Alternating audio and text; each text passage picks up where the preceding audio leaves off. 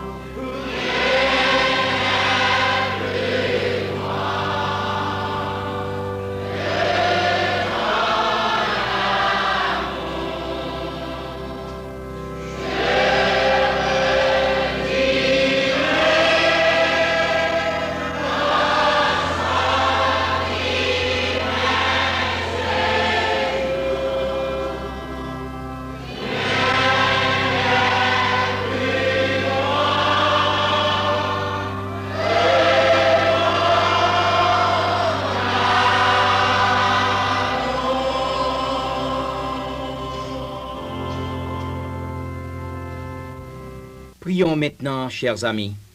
Nous levons les yeux vers toi, Dieu Tout-Puissant.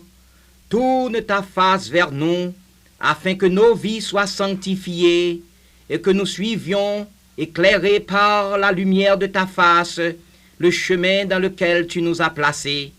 Bénis nos auditeurs. Mets ton sceau sur notre émission de ce jour. Donne gloire à ton évangile de puissance. Par Jésus-Christ, nous te le demandons. Amen.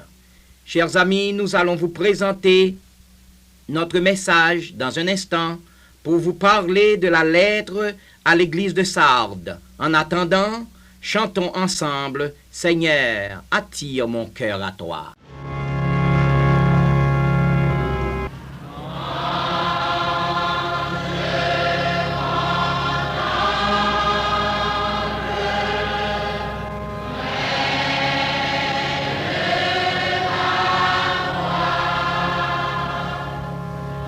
Un croyant, un disciple du Seigneur, doit faire halte pour se demander si sa vie spirituelle est conforme à la volonté du Seigneur. C'est à cela que nous invite aujourd'hui la lettre à l'église de Sardes que nous trouvons dans l'Apocalypse au chapitre 3e du verset 1er au verset 6e que nous allons vous lire. Écrit à l'église de Sardes, en ces termes, à l'ange de l'église de Sardes.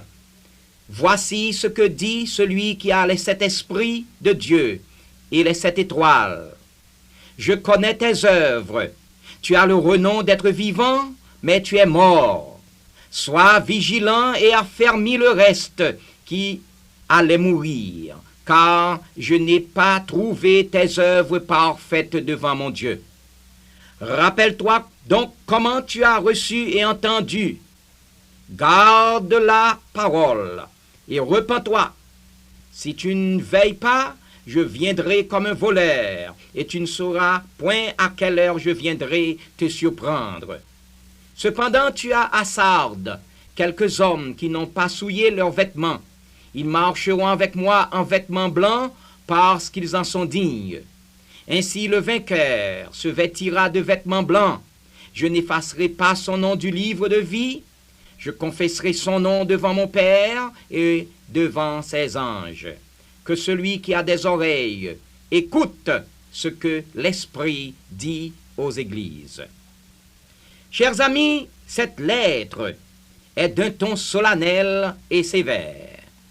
Le Seigneur l'avait envoyée aux membres de l'église de Sardes qui, se contentant de leur réputation d'être vivants, étaient cependant plongés dans une torpeur mortelle.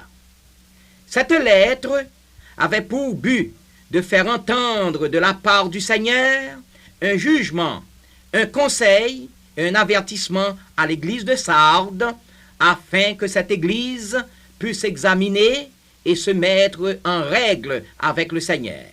Nous allons méditer ensemble successivement le jugement, le conseil et l'avertissement, car la lettre à l'église de Sardes est écrite pour notre instruction aussi. Le jugement que le Seigneur a prononcé sur l'église de Sardes est tel qu'il n'y a, j'en suis sûr, personne à vouloir l'entendre à son sujet. Je connais tes œuvres, tu as le renom d'être vivant, mais tu es mort. Quelle dénonciation! Personne ne peut douter de la véracité de ce jugement, car c'est le Seigneur lui-même qui l'a prononcé. Tout le monde sait que le Seigneur n'est ni un homme pour se tromper sur le compte d'autrui, ni un homme pour médire de quelqu'un. À l'église de Sardes, particulièrement, le Seigneur parle d'autorité. Voici ce que dit celui qui a les 7 esprits de Dieu et les 7 étoiles. En ces termes, le Seigneur se présente comme celui à qui le Père a remis la plénitude des dons de l'Esprit et celui aussi duquel procède l'autorité de tous les pasteurs. L'église de Sardes avait certainement le renom et l'apparence d'une église vivante. Mais comme le Seigneur ne juge pas, selon le premier livre de Samuel au chapitre 16, verset 17, comme le Seigneur ne juge pas selon ce qui frappe les yeux, le Seigneur n'était pas dupe de l'état réel des membres de l'église de Sardes. Sans doute, à Sardes, on prêchait la vérité, la doctrine des apôtres. Les membres de cette église fréquentaient les assemblées, se montraient actifs pour les choses du Seigneur. Mais que de fois, ces choses ne sont-elles que superficielles? Que de fois, par exemple, ne chantons-nous pas des cantiques avec notre bouche, tandis que les paroles n'effleurent même pas notre esprit? Que de fois, ne venons-nous pas à l'église par routine? N'allons-nous pas en mission comme à un pique-nique?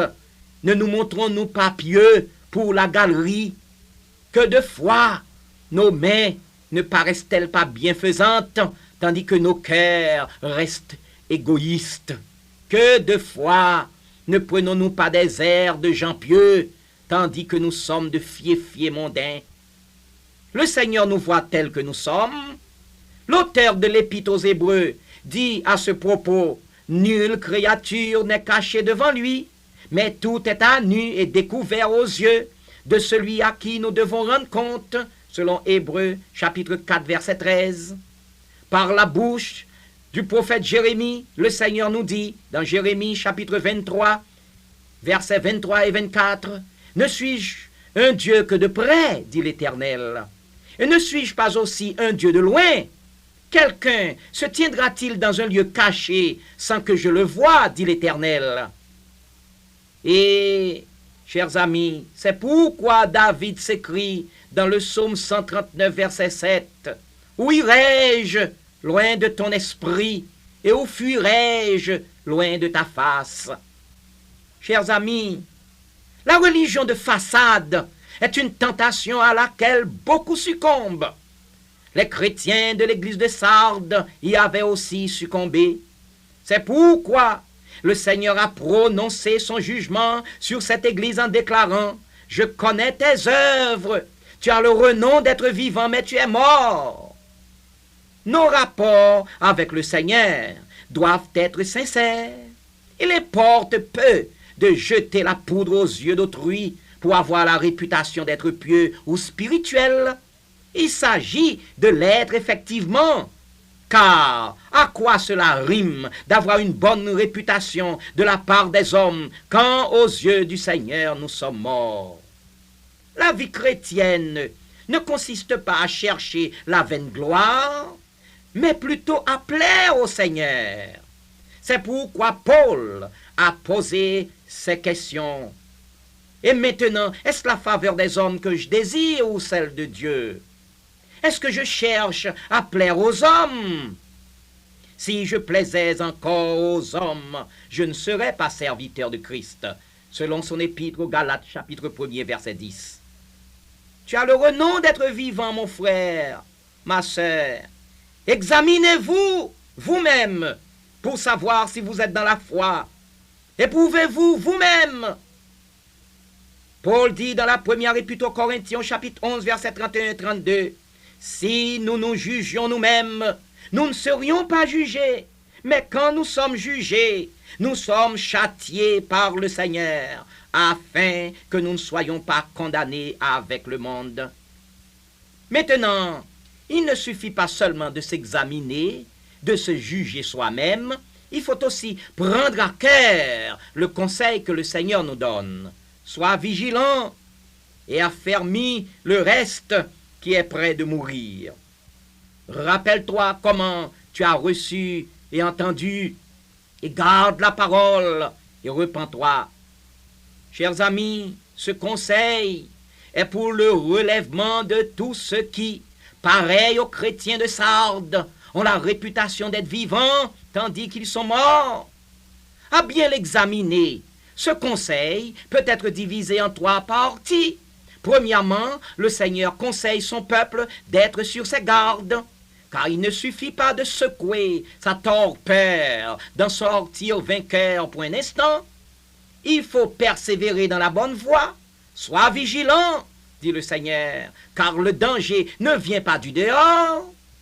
La cause de notre malheur est en nous-mêmes, parce que nous nous sommes refroidis, nous avons abandonné notre premier amour. Rappelle-toi donc comment tu as reçu et entendu. Deuxièmement, le Seigneur conseille ceux qui sont réveillés de prendre soin de ceux qui sont près de tomber, de les aider à se maintenir eux aussi vivants, car l'on est membres les uns des autres. Nous devons porter les fardeaux les uns des autres, affermis le reste qui est près de mourir, dit le Seigneur.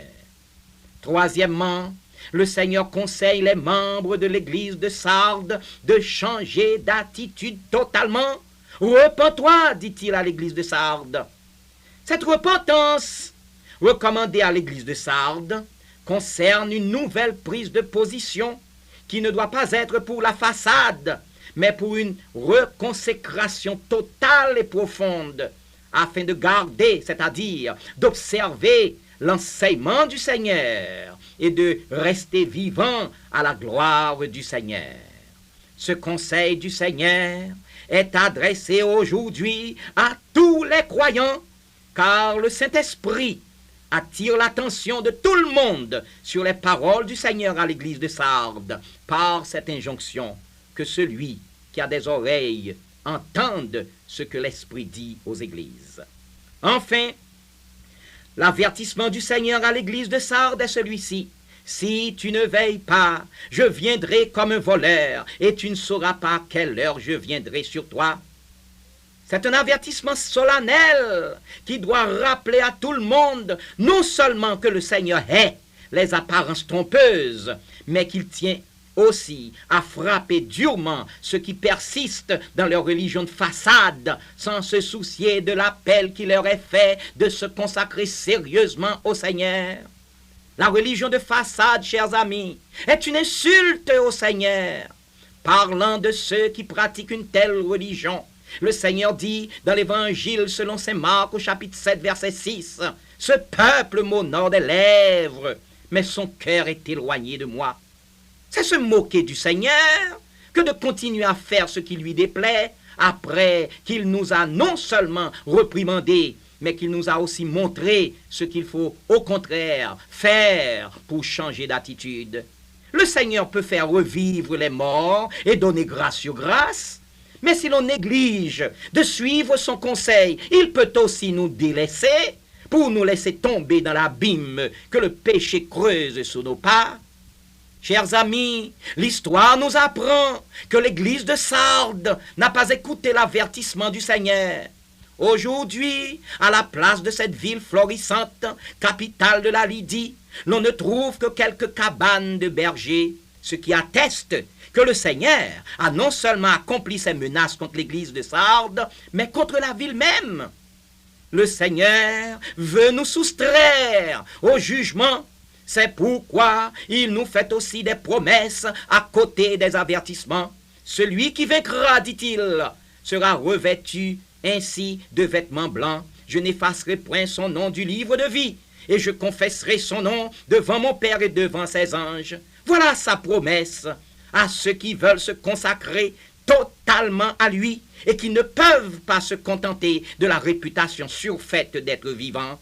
Que le Saint-Esprit vous aide à conformer votre conduite à la volonté du Seigneur, afin qu'il vous trouve vrai et sincère dans vos rapports avec lui. Et maintenant, encore une fois, prions Dieu, Dieu vivant, toi, notre Père en Jésus-Christ, fais que ton Saint-Esprit nous touche et nous embrase, afin que non seulement nous soyons vivants, mais que par notre enthousiasme, notre zèle et nos vives convictions, s'éclate un grand réveil spirituel dans nos familles, dans nos églises et à travers toute la nation pour ta gloire. Et maintenant, chers amis, que chacun de nous chante ce cantique de consécration. Viens, Esprit du Dieu vivant, sois le maître en moi.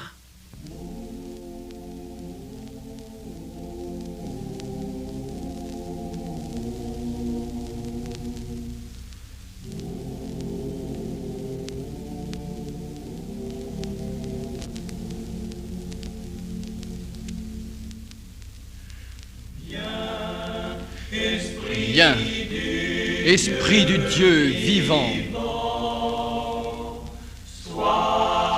sois le maître en moi.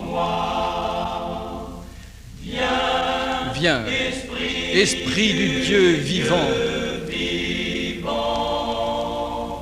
sois le maître en moi. Sonde-moi, courbe-moi, brise-moi, façonne-moi. Viens, Esprit du Dieu vivant. Viens et règne en moi.